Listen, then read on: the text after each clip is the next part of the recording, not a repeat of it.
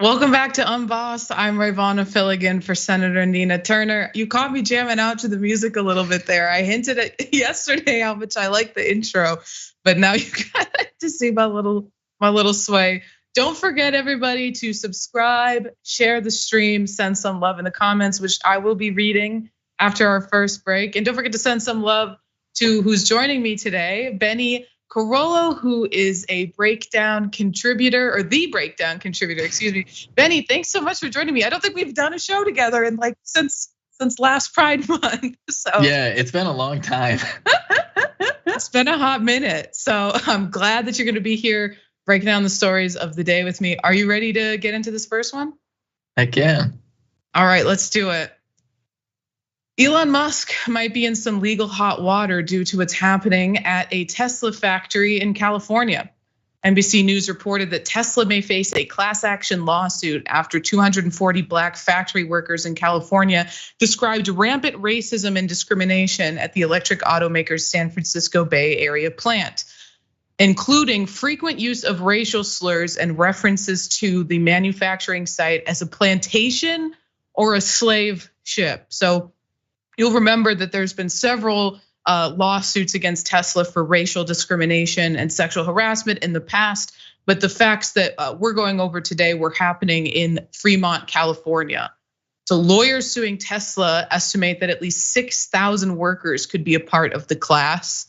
The individual testimonies are part of a 2017 lawsuit brought by Marcus Vaughn, who complained in writing to Human Resources and to Tesla CEO Elon Musk of a hostile work environment in which he was called slurs by coworkers and supervisors.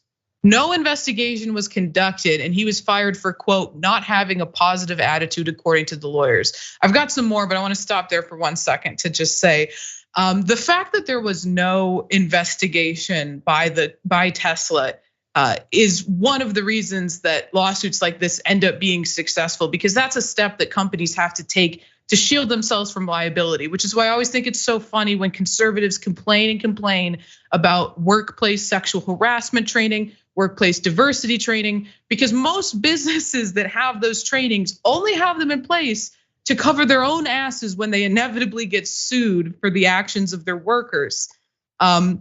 So Tesla, having had an onslaught of racial discrimination claims made against it, and not even having the organization or the bring the foresight to bring in a lawyer to protect themselves in the future, I think shows that Tesla's organization is deeply disorganized. But let's continue on here.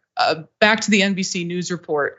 Last year, California regulators sued Tesla in state court, alleging the company turned, quote, a blind eye to abuses, and that Musk told workers to be thick-skinned about racial harassment. Elon Musk told workers to be thick-skinned about racial harassment.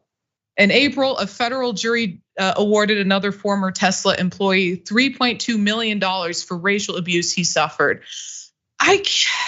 Elon Musk is the most thin-skinned man in America, or wherever he is at any given moment, the most thin-skinned, easily offended individual. And he's gonna tell his employees to buck up when they're faced with racial abuse, just absurd. But lastly, let's finish this out by talking about this order to pay that Tesla was hit with back in April, $3 million for this racism suit, according to CNN. The case was brought by Owen Diaz, who worked as an elevator operator at the plant. He reported he regularly heard racial slurs, including the N-word, on the Fremont factory floor, and saw racist graffiti in bathrooms and a racially insensitive cartoon. I mean, Bennie, this is just a company that can't get its stuff together, and it must be encouraging this sort of environment of racial abuse, because it seems completely systemic from all of the different accounts of what's going on. And to be able to certify a class action lawsuit, I mean, this is egregious. Yeah, it's incredibly egregious. And it really speaks to, I think, Elon Musk as a person. Because like, to be honest, Elon Musk is the perfect case study in like the pathetic mediocrity of white supremacy and how our system props up some of the worst people on the entire planet Earth. Because aside from just not knowing anything about what he's talking about ever and having silly ideas and like just being one of the most ridiculous, pathetic people on the planet. Elon Musk has a ridiculous amount of money that he, of course, got from his family in apartheid South Africa, which speaks to this whole history of like racism that Elon Musk grew up with, and the obvious reality that there's no way that he hasn't got beyond that mentality.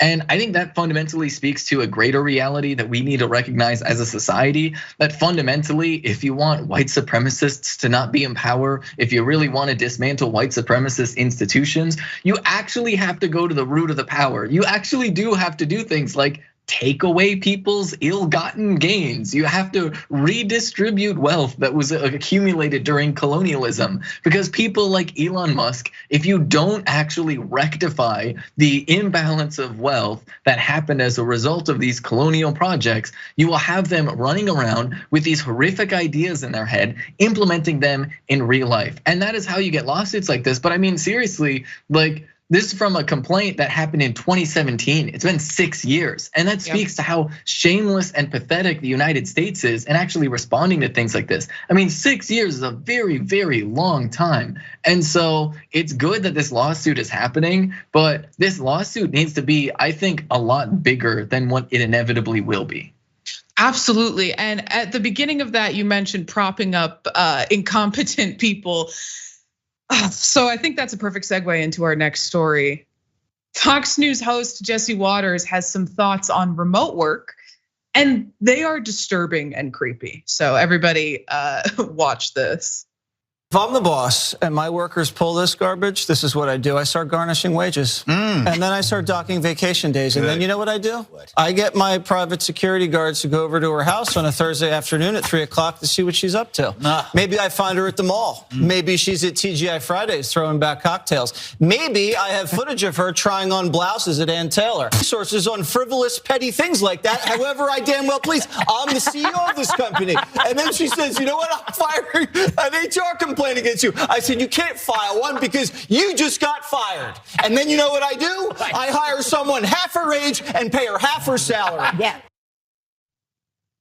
Maybe I'm in her closet. Maybe I'm trying on her clothes and staring at her through the closet slats. Maybe I'm collecting her hair up off the ground. You're a creep, dude. How did you say any of that without a moment of self-reflection of how disturbing that sounded? It was grotesque.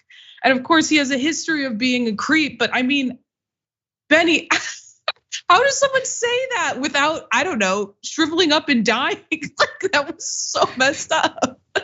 Yeah, I mean, unfortunately, like, this is the heart of capitalism. This is literally capitalism right here. A lot of people have this foolish idea that somehow under capitalism you get some sort of democracy, but in no sense has capitalism ever been a democracy. It's not capable of democracy. It is just a bunch of segmented, petty dictatorships where if you are a worker, you are subjected to the whims of your employer. And unfortunately, in our society, we still have like this assumption that if you're working for somebody, basically every component of your life deserves to be scrutinized by your employer. And so while this is a very extreme example, it's an incredibly creepy and invasive example, that's just capitalism. Like, that is literally what our system is built on. Every facet of capitalism is incredibly invasive and creepy. I mean, quite literally, you have people who have your entire livelihood, your finances. You can be homeless if you lose your job. And so at the end of the day, these are the types of people that are empowered by capitalism. These are the types of people who succeed under capitalism because it is their ruthlessness, it is their willingness to dehumanize people, it is their lack of regard for basic human decency that allows them to thrive and succeed in the current system that we have.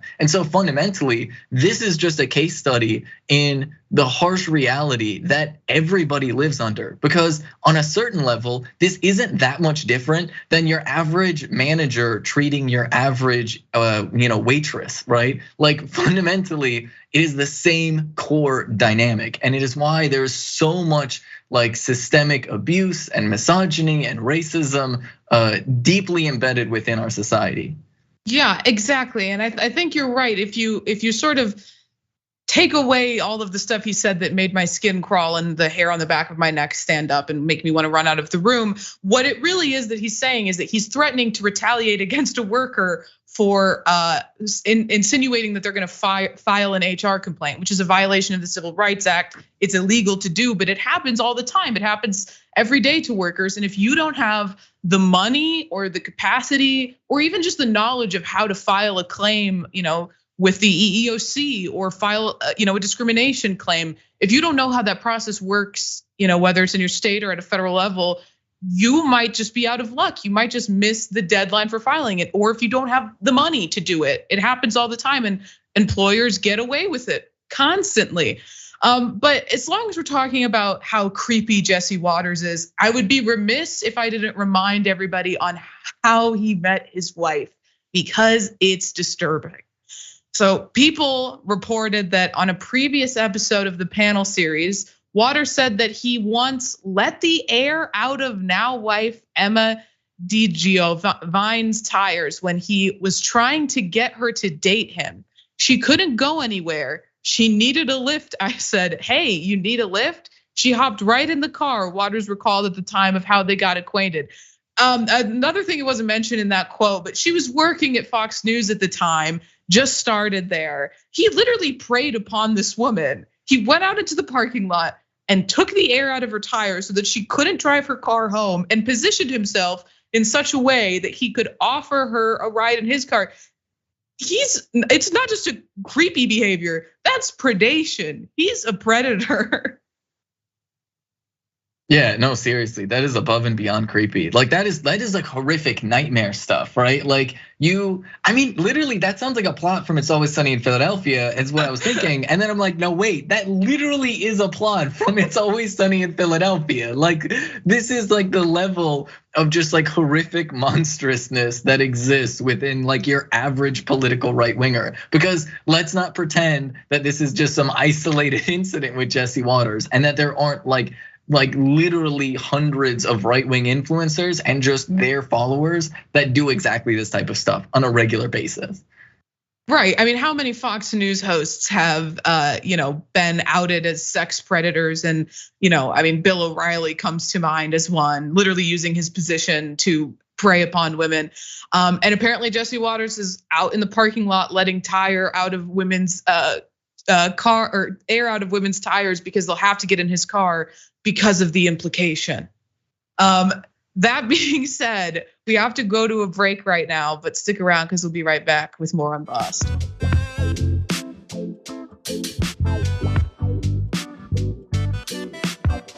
Welcome back to Unbossed. First, I want to say a huge thank you to all the TYT mods who keep the chat clean, safe, and fun. Much love to all of you.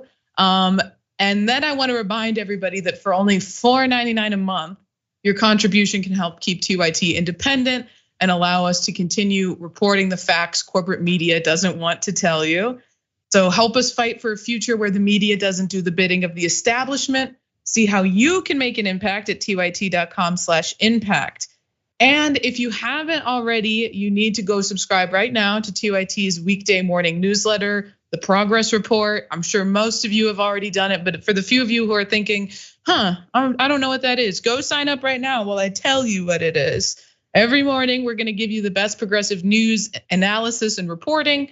The big stories that the corporate media are botching, we're gonna tell you what's actually happening in them. The stories that the corporate media is missing or suppressing, we're gonna give them straight to you, and original reporting from TYT as well. So you can scan the QR code on the screen or go to tyt.com/newsletter to sign up. That being said, let's get into what you guys have to say. Over on Twitch, Diablo Verde says Ray, and It's Just Vegas says Bennie, and Octo Squiddy says Bennie and the Ray. Very cute. Thank you for the love over on Twitch. YouTube super chat. Maze says the beat is so 70s. Right. It's so good. It's perfect for the show too. Winston Sayer says they got those South African apartheid vibes over there. Yeah, Elon Musk brings the type of apartheid vibe that employment attorneys don't like in the workplace. And then Juan Diablo Verde says, if you work for that creep, you already effed up. I can't believe I didn't just say that word. I'm surprised I censored it myself, honestly. So I'm gonna high five myself. And then let's go over to the member section. Mountain Dragon says, Ray and Bennie, happy LGBTQ plus month to both of you. Stay happy, healthy, and safe. Thank you. That's very sweet of you. And then don't shoot, I'm the goalkeeper, says Ray and Bennie. Hell yeah. Hell yeah. And we're, speaking of it being Pride Month, we're gonna talk about someone who is deeply disturbing and has been a symbol of homophobia in this country for almost a century. And we're gonna talk about, all right, let's just jump into it. Christian television evangelical and all around evil dude, Pat Robertson died at 93 today, taken too late. Shortly after, a neoliberal pundit told people how they should react to Pat's death. And it has me asking, WTF, neoliberal? We will now kneel. Miss Cinema, no. You have a problem figuring out whether you're for me or Trump, and you ain't black. Brian Krasenstein, no relation to Ken Klippenstein, a writer, entrepreneur, and social media political pundit, posted on Twitter following Robertson's death. Let's pull up the tweet. He tweeted, Pat Robertson, a religious broadcaster, political commentator, former presidential candidate, and the host of the 700 Club, has passed away at 93 years old. I fiercely disagreed with many things this man said and stood for, but to see people on Twitter posting things like rest in hell, Pat, or attacking him on the day of his passing disgusts me. Well, he's giving me the idea to go on Twitter right now and tweet rest in hell, Pat. But he continues on, even posting what should seem like a harmless picture of Robertson. Let's pull that up. Here it is.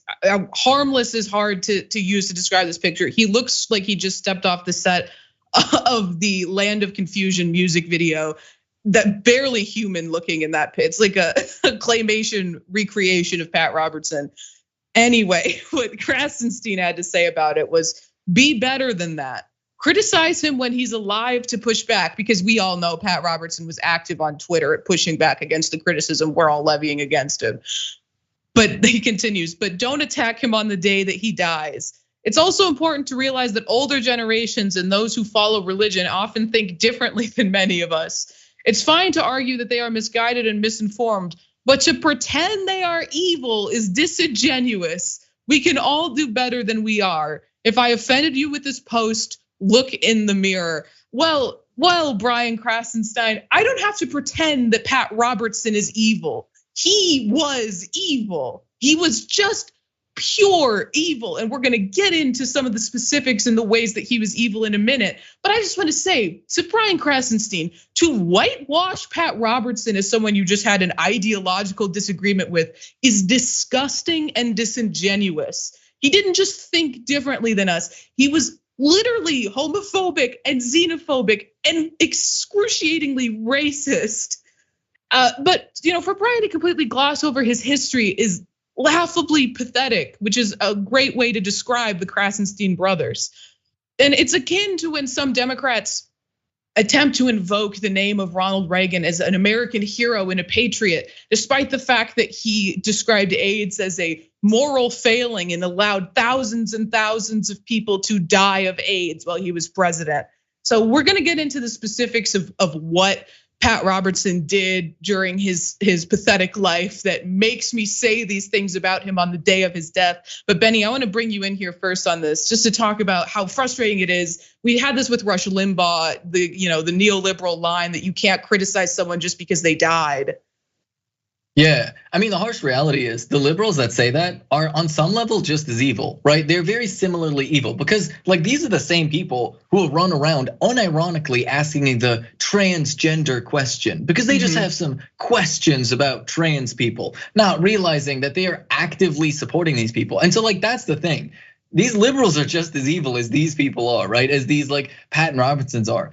Because what they do is they provide legitimacy and cover for them. And so they don't like the idea of somebody saying rip bozo to people like Pat Robinson, right? Because of course, they're doing the same thing. They're the people like, I do declare, yes, we must ask the transgender question. Well, what a very interesting intellectual discussion. And so no, yeah, you're evil. If you're running around saying like, how dare you say this about this sweet, innocent, religious man? I don't care if you're from a different time. Queer people existed in those times too. I don't care if you're religious. There are plenty of queer religious people, okay? I genuinely do not care. If you are running around calling for like the extermination of queer people, if you're running around trying to criminalize our existence, I think you're evil. And if you're one of the people that is just asking questions to engage with people that you just have some ideological disagreements with, then you're in the same boat because you already have decided that the humanity of queer folks is a question to you. Exactly, or to even do this sort of song and dance where you're essentially whitewashing Pat Robertson's legacy. You're saying that you don't value queer people because the damage that he did to queer people, the attacks against our community, it's not important to you. What's important is that we give Pat Robertson respect in his death that he didn't earn in his life. And let's just talk about how much he didn't earn respect during his life for a moment. So here's some examples of the things that he said while he was alive. Here's a headline from New York Magazine. Pat Robertson does it again. He hopes gay people and Muslims kill themselves. I'm sorry, I'm not allowed to, be happy that this man is no longer walking this earth, but he was allowed to in his life say things like that he believes that gay people and Muslims should kill themselves. I owe him respect. I just stopped myself from saying something that I cannot say on the show, but let's continue on. Let's push right through to this next headline.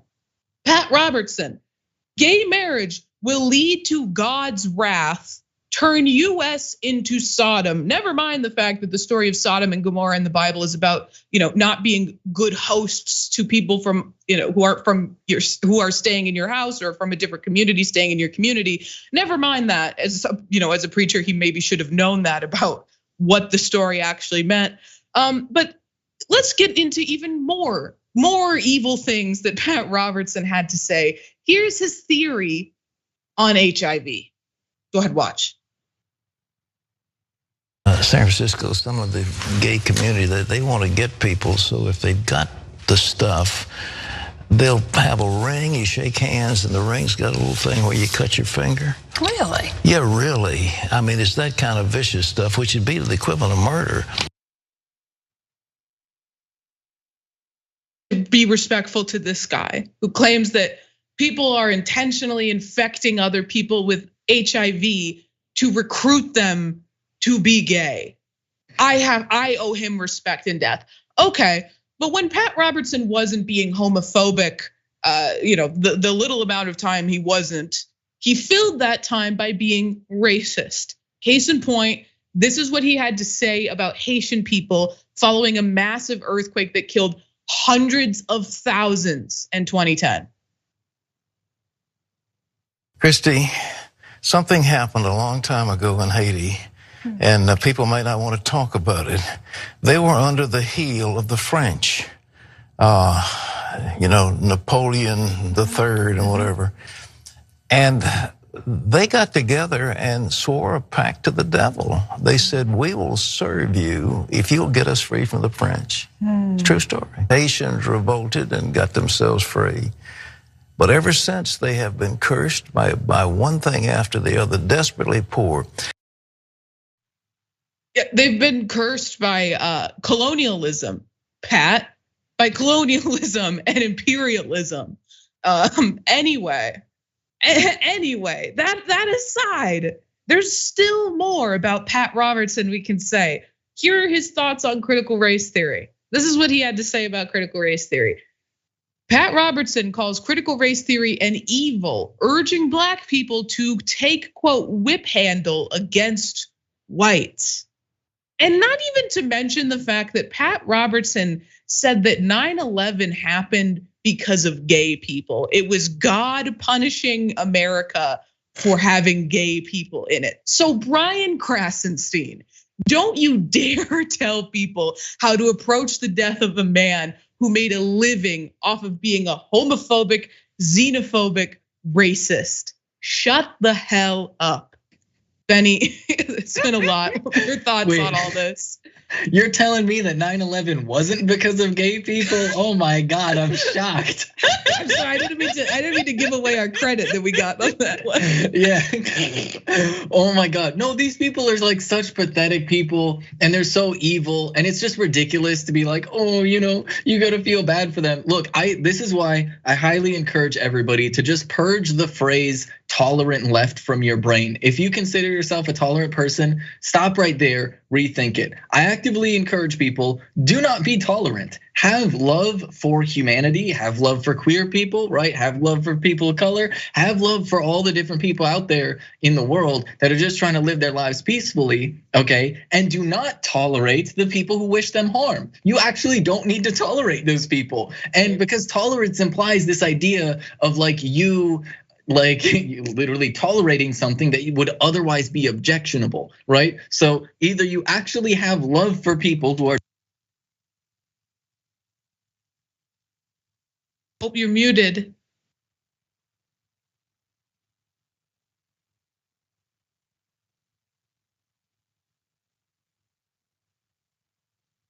Oh, we missed the last of that. You got muted in the middle. Oh no, I'm muted. Yeah. It had a JR moment. Have love for people that are different from you, and do not tolerate people that wish them harm. The people who are just trying to like live peacefully and comfortable lives, you should genuinely have love and enjoyment. And so don't tolerate the people who just tolerate other people. Don't tolerate the people who aren't tolerating, right? You just fundamentally have to have genuine love for people and accept the fact that sometimes that means hating people like Pat Robertson. Exactly, and as long as we're talking about people we should hate, that's the perfect segue into our next story. Bringing on another homophobe here, former vice president and current 2024 GOP primary candidate Mike Pence had a CNN town hall in Iowa yesterday. Let's take a look at what he had to offer.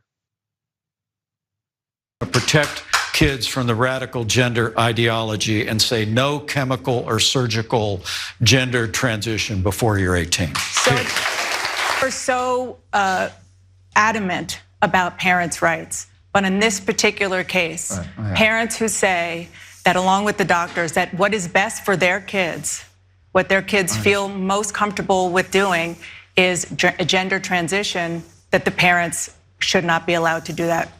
Right. Look, the state has the obligation to see to the safety and health and well-being of the people of the state, and I accept that. I take your point. I take your point. No, it's not a point. It's a question. It's a question. What we have afoot in America is a radical gender ideology that has taken hold in our schools, has taken hold in our universities. It is afoot across the nation.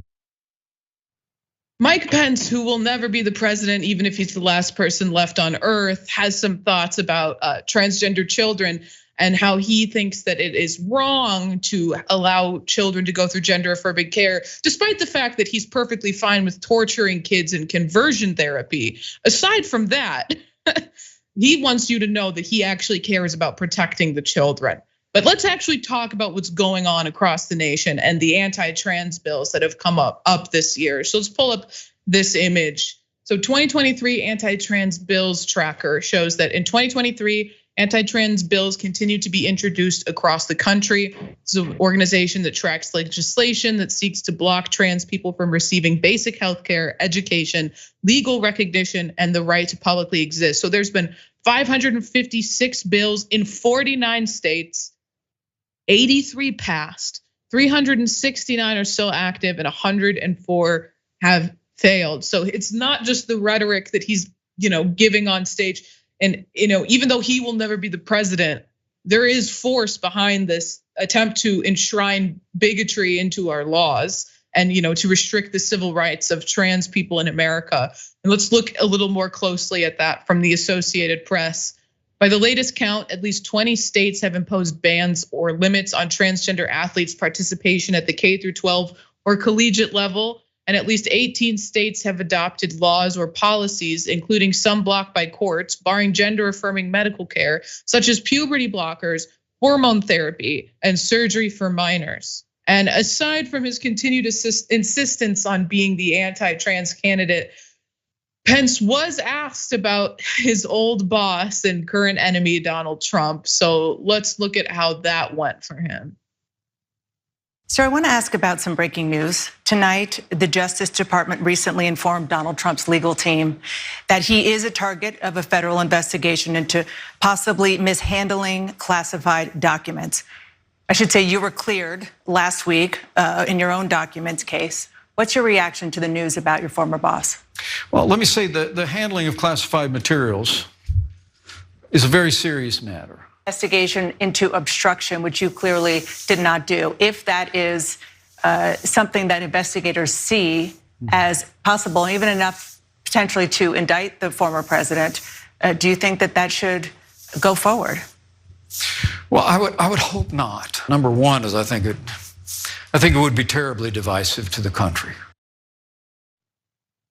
The handling of classified documents is extremely important, which is why I was the vice president for the biggest doofus the RNC could find in the parking lot of an LA Tan, because I value those documents.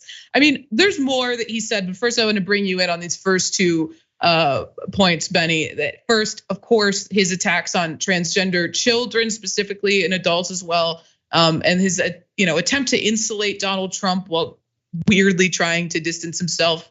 What are your thoughts on that?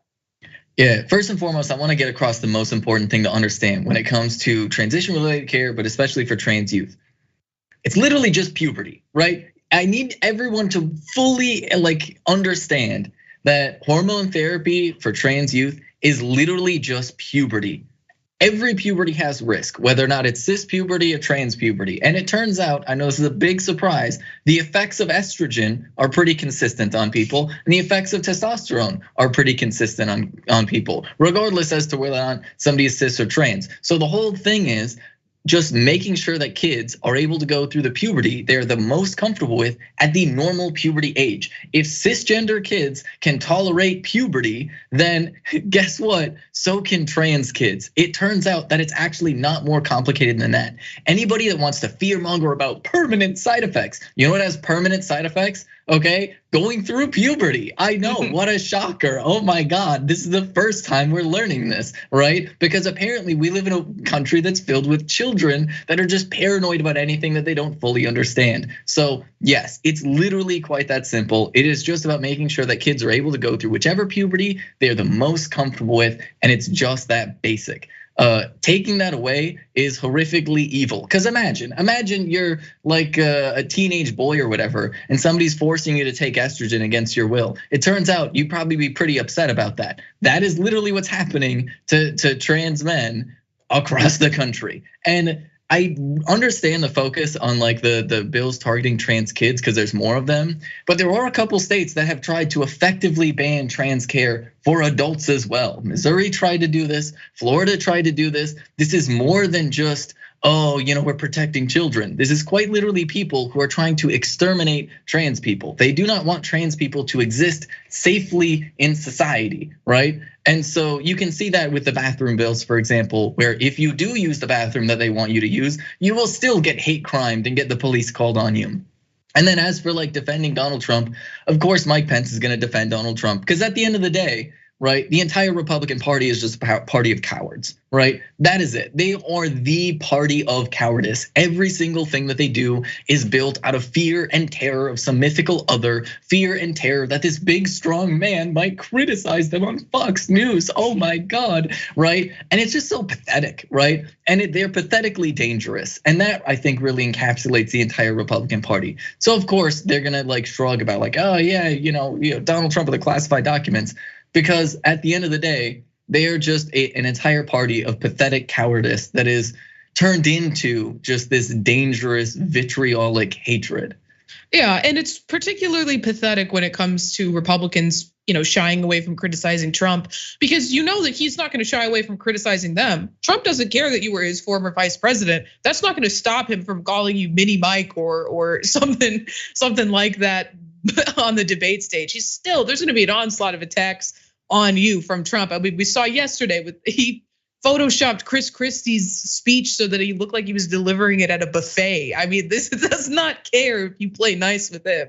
It's not going to stop him from attacking you. But let's get to this last point that was touched on at the town hall for Mike Pence. He was asked about the gun violence epidemic, and to remind everyone watching, gun violence recently became the #1 cause of death in children in the United States. Gun violence is the #1 cause of death of children in the United States, according to the CDC. But here is what Mike Pence had to say when asked about gun violence. Go back to something you said about expediting the processing of people who engage in mass shootings. A lot of people who are mass shooters, they go in with the intention to die. So how would the threat of execution be a deterrent? Well, I follow these stories just as closely as you do. And of course, our years in the White House, we saw one tragedy after another. And I know we hear that, and we see evidence oftentimes in the aftermath that they went in without regard to whether they would survive. But I just believe in the deterrent of the law. He believes that somehow somebody who goes in to commit a mass shooting with the full intention of either killing themselves or being killed by the police at the end of it is going to be deterred from doing so, because there's a law that says we're going to execute you if you do this.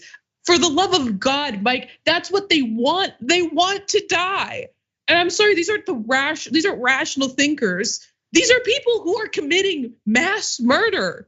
There's no rationality behind that. These people are insane. You think that they're gonna read that, Indiana passed a law saying that you can get the death penalty for committing mass murder. You think that's gonna stop them from committing mass murder? They were gonna commit mass murder. They're not rational actors. For the love of God, you moron, you fly-headed moron. So once again, he was just stumped and he had to give that gibberish answer. And there's a problem here though for Mike Pence. So let's pull up this headline from The Independent. Mike Pence would rather see armed school guards than gun control reform. So Pence would rather that we punish the shooters after the fact than prevent the mass shooting, right? His deterrence of law, bogus BS answer, by the way, as I think I just maybe articulated as I was pissed off about it. But then he wants to just punish the shooter after they've already done the killing. Good job, Mike. Big brain stuff coming out of here. Some might say galaxy brain stuff, right, Bennie? Yeah, no, most definitely. I mean, at the end of the day, we need to understand that, look, mass shootings are a central part of right-wing governance, right? Yeah. Like any type of public violence, randomized violence, these different types of terrorist type things that happen, they are a central part of right-wing governance. Because fundamentally, if you look at who the mass shooters very often target, it is marginalized people and vulnerable people. And they create this climate of fear. And it helps Republicans on two fronts. One, the climate of fear helps them bolster the police state and all of the lovely things that they use to oppress marginalized people on that level. And then also, when you realize that a lot of these people are white supremacists that commit these different mass shootings and stuff like that, you start to realize that, by targeting marginalized people, they're making marginalized people more afraid to actually exist in public. And that is something that the right wing absolutely loves. And so the reality is, it's not just that Republicans don't want to do anything to stop these mass shootings, it's that Republicans actively benefit from them. And that is why they refuse to do anything against it, on top of the layers of just the profits for gun companies and things of that. At the end of the day, mass shootings, randomized violence, things like this are a central part of right-wing governance, and they always have been. Absolutely, and I think you're spot on that they utilize that threat of an actual, committing of physical violence. But let's move on and talk about how they weaponize economic violence against particularly vulnerable and marginalized people, and how there's a couple hundred Democrats in the House who have a plan to possibly combat that. So we all remember that the child tax credit expired in 2021. And shortly after, millions of families suffered with kids being thrown into poverty. And despite the ability to do so, the Democrats didn't reauthorize it and let it expire. But the current administration and Congress, like I said, they did nothing. They really didn't even try to revive it. But now there's some House Democrats who are looking to change that. And Common Dreams reported on this. stating that as congressional Republicans intensify their assault on vital social programs, a trio of House Democrats on Wednesday reintroduced legislation that would make permanent the expanded monthly child tax credit, a policy credited with lifting millions of US children out of poverty. The American Family Act, reintroduced by Representatives Rosa DeLauro, who's a Democrat from Connecticut, Susan Delbene, who's a Democrat from Washington, and Richie Torres, Democrat from New York, and also backed by 204 House Democrats, would ensure the permanency of the expanded child tax credit as established in the American Rescue Plan, which is the sweeping $1.9 trillion pandemic relief package signed into law by President Joe Biden in March of 2021. The expanded CTC expired at the end of 2021 amid the Omicron surge of the COVID-19 pandemic. So let's get into a little bit of how the legislation is broken down. Brett Wilkins from Common Dream laid it out for us. So the legislation would continue the $300 monthly credit for children aged 6 and younger, while expanding the maximum child tax credit to $250 per month, or $3,000 annually, up from $2,000 under the previous policy. The bill also provides the full child tax credit to, quote, left behind children by revoking a rule limiting the refundable portion to $1,400 per year and eliminating the earnings requirement that previously excluded about 1/3 of eligible children from the full credit. So what happened to I mentioned it, that the Democrats let it expire. So what happened to the child tax credit? Well, one senator whose name I'm sure you've all heard way too many times in the past couple years, Joe Manchin, hand in hand with the Republicans and several other Democrats, helped kill the expansion of it. So let's look at some headlines from January of last year. First, from CNBC, Joe Manchin reiterates that he won't support enhanced child tax credit without a work requirement, despite the fact that Joe Manchin is the senator from a state that has one of the highest rates of poverty and child poverty in the country. And the fact that the child tax credit uplifted so many children out of poverty. 4 million children out of poverty. Anyway, let's continue on. So not only that, let's look at this next headline that shows just how depraved Joe Manchin is. Manchin privately raised concerns that parents would use child tax credit checks on drugs. You sick man, Joe Manchin. These are poor people being lifted out of poverty. They're using it on the necessary resources that you and other members of Congress have made more expensive for them. But let's just show how pivotal the child tax credit was to American families. So it reached more than 61 million children, lifted nearly 4 million children out of poverty, and decreased hunger by 26%. Provided financial lifeline to families to help meet the rising costs of living, and it was the largest middle class tax cut in a generation. And it's great that these representatives are reintroducing the enhanced child tax credit, but it always feels like it's a little too late with the Democrats. And I'm, not sure. There was a really good Supreme Court ruling today that is going to help the Democrats possibly take back the House in 2024. But as long as you have Republicans or Democrats in name only like Joe Manchin who are willing to stifle, this type of sweeping legislation, this pivotal legislation for the American people, I don't see much change coming through this. Bennie, what are your thoughts? Yeah, I mean, this is just shameless and evil because think about it. Because if you understand, the child tax credit lifted 4 million children out of poverty. Well, that means that Joe Manchin put 4 million children into poverty. Like that is what that does. Like ending the child tax credit puts millions of children into poverty. And the whole line about drugs is just silly on its face. And let's be honest, Joe Manchin is from Joe Manchin is very much from the war on drugs era of politics, very much on board with that. So when you hear a politician say, I don't know if we can help poor people because they might use it on drugs. We all know that that's just a racist dog whistle to his base, right? Are we all tracking on that? We should be on the same page. And it's just wild to take this and compare this to countries that the United States actively demonizes. Because for example, example, like I think it was 2 years ago, China had successfully eliminated extreme poverty, and their country is 3 times the size of ours. And yet we are supposed to be the functioning democracy when we have elected officials that are actively placing children into poverty. We have Republicans across the country that are demanding that children pay for their school lunches. I mean, the state that I live in, Minnesota, is relatively unique in the idea of, oh yeah, maybe school children deserve free school lunches. What a bold, wild idea. So what a bunch of evil communists apparently running the state of Minnesota.